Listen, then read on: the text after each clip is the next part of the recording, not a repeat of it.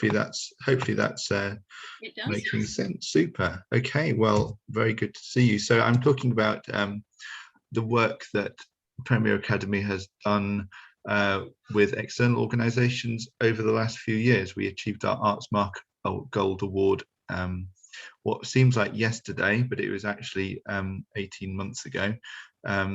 So scarily it runs out next year, but that's another story. But we did lots of building up partnerships within that process and since then as well, including during lockdown. So I was going to I have just some general tips for people, and then I'll explain the sorts of things that we do. Like many of you probably, I like to get on as many mailing lists as possible. You'll soon find out the ones which are helpful and the ones which aren't so helpful, and you know which ones to focus on. So, as I say, arts organisations in general, external to schools, are always looking for schools to engage with and who are enthusiastic. It's always worth getting in touch and trying to get to know somebody, an individual at an arts organisation, to see what they can offer you. It doesn't necessarily mean what they're advertising, because they could be exclusive for you.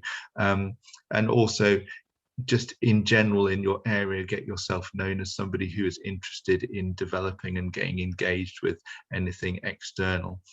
So I mean, only yesterday I had an email about us going to sing at a choir event from somebody I'd never heard of, just through word of mouth, that they'd gathered that there was lots of music going on here, which was fantastic. And genuinely, you never know what's going to come up from once you get known. And, you know, for example, I'll show you later that through engaging in BBC 10 Pieces and BBC Bring the Noise project, our children have had some unexpected opportunities, which I'll show you in a bit. And sometimes, as I say, you get first pick at things. You know, we've got this initial funding for something. Could we use your school to explore this? So try to get yourself known to as many local or even further afield organisations as possible, because you just don't know what's going to come up. What can you do for them? Sometimes we feel it's a one-sided way. You know, we're just looking what can you offer to the children, but in fact you can be very helpful to external organizations. Getting photo permission for them to use things in their publicity is really helpful for them. They're often looking for things. I've got various things on my board in front of me, which is pictures of our children who have been at various events, such as Young Voices. They ended up on the promotional flyers for it, through that. I mean, again, it's very simple, but you just never know what's going to come up. And again, ask people at school if they've got any contacts. Basically, you never know. Teachers tend to know lots of things, so always keep the lookout. My email box is always pinging with arts organisations emails, and it's very interesting. And if it's not, it doesn't take long to flick through. Okay, so I'm going to give you some examples of the sorts of projects that we've done at the Premier Academy. So the Royal Opera House Create and Sing program. There were other ones. There's Create and Dance, Create and Sing, Create and Design. I love things for free because it doesn't cost anything for the school. There are free CPDs involved with all of these. In the last couple of years, they've been offering these online, so it's worth accessing. And once you've done the CPD, which just takes a few hours, you've got access to all the material. And I've had both. I've performed both Hansel and Gretel and Carmen with my Year 5 classes, and they've absolutely loved it. It's an opera. They're creating their own opera through the ideas. And, you know, you'd never think that the children would be involved in opera, but through that. Also, the Royal Opera House came and gave some workshops for Milton Keynes, but we hosted it in our school, and we've done that twice pre-lockdown. We have various international links through the British Council Connecting Programs, Connecting Classrooms program. So I have a link with a school in Palestine, just north of Jerusalem. and also in Kolkata in India, and we share things through that. Those connections came through the British Council, and again, it's free. There's also loads of CPD opportunities which are free from the British Council, which are superb, particularly if you're interested in global learning. So, for example, from an arts point of view, we've had a Zoom call with children from Kolkata of the same age as my children, and they gave us a talk on traditional Indian instruments. Tabla and sitar are the obvious ones, but there are many more that we didn't really know much about. The school in Palestine, I'm hoping to go to visit, but we've had obviously a slow up with due to not being able to travel, but they suggested a song in Arabic that my children learnt, and they learnt a song that I had written in English, and then we shared that again on Zoom and sometimes pre-recorded, and other things such as learning about cultural backgrounds and so forth, not related to the art specific.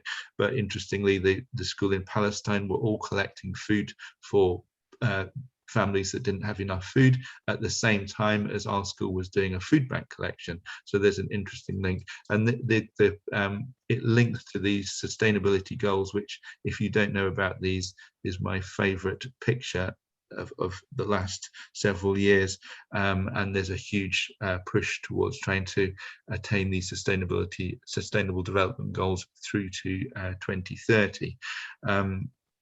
And there's loads of links in there. All the British Council work is connected to these, which can be connected through the arts, which is one of my pet projects these days. Other things we've been involved with, here is one of our trips to Young Voices Festival, which I know Kirsten's school goes to. It's a fantastic organisation, Young Voices. They do concerts all around the country. So it doesn't have to be the O2 in London, or they do Wembley as well. They also do Birmingham. The cost is, from their side, is actually very cheap.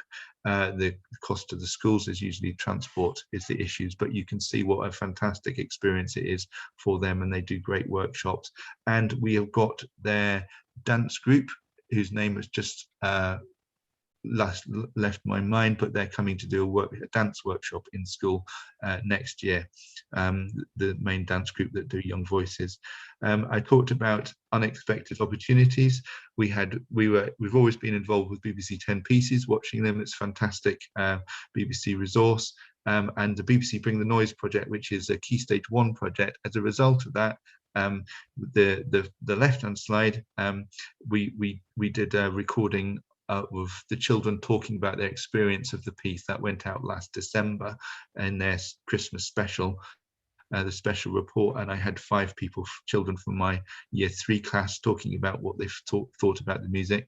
And then we ended up, because of my enthusiastic emails to the BBC Bring the Noise team, we ended up taking 10 children, as you can see, to sing live on the Zoe Ball show at 7 in the morning a couple of years ago. Which was amazing. I mean, we all had to leave at 5 o'clock in the morning, but they all got to meet Zoe Ball and go to the BBC studio, which was brilliant. And that came through collaborative work with the organisers of the Bring the Noise project. And then a couple of others.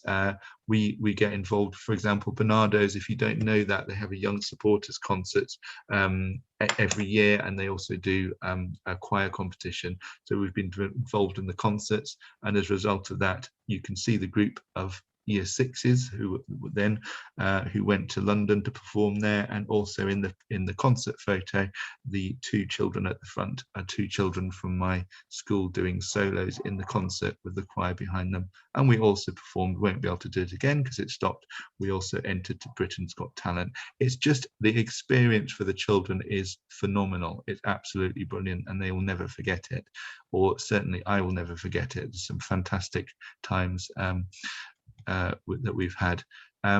University of Oxford also do an outreach program. They've come and given concerts at school.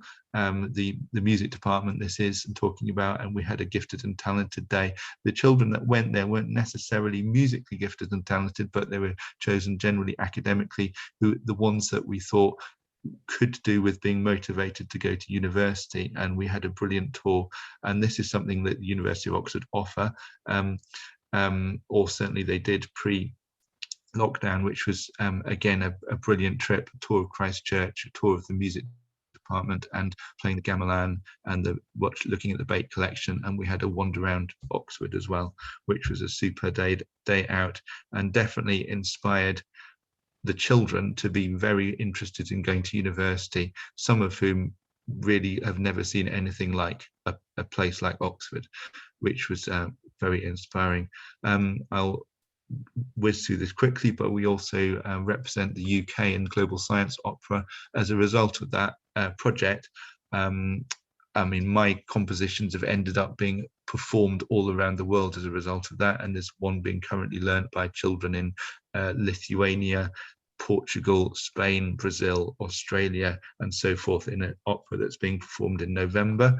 And my children have led some of those operas over the years. This is the 7th year of this, and they've ended up performing live on Norwegian TV as just through this, and I would have never thought that these opportunities would have happened. We were also heavily involved with the Lunar Mission 1 project, which was to take recordings of our work to the moon and bury it on the moon. So you just never know what's going to happen. I'm nearly at the end. The obviously linked to Artsmark, we've got Arts Award Programme, which you can all link to this sort of thing, and Artsmark and Arts Work, the things that are on offer through Arts Work are always worth looking at and keeping an eye on, and making the most of opportunities. The other thing to say, looking local, we'll all be used to that, your local music organisations, art centres and so forth, and then keep in touch with local organisations so you can go and perform in care homes, shopping centres and so forth. We usually do the local Christmas light switch on, and we have 90 children in each year, and most years we have take the year 2s to sing at the local light switch on. We usually end up with 70 of those, which out of 90 is pretty good, coming on a Saturday to sing at the Christmas light switch on. And there's loads of other things it's just getting yourself known as a school that's happy to go and do these things. And if it's local, it doesn't cost transport costs as well. We're also very near Bletchley Park. There's also, not just local, but since lockdown, an increasing number of activities which are available online, which are worth looking at and investigating. National organisations, museums, and so forth. There's so much on offer where you don't even need to leave the school, that it's definitely worth exploring or contacting those organisations. And I think, finally, I'm always happy to hear any suggestions or any information from anyone. Do feel free to get in touch, or if there's anything I've mentioned in here and you wanted to a contact email or something, do let me know. The other thing in my personal advertising is I'm very interested in researching the links between arts education and education for sustainable development. And if anybody has which is essentially linking arts education to the sustainable development goals that I showed earlier. If anybody has any thoughts or good examples of that, I'd be interested in hearing from anybody. And I think that is it. So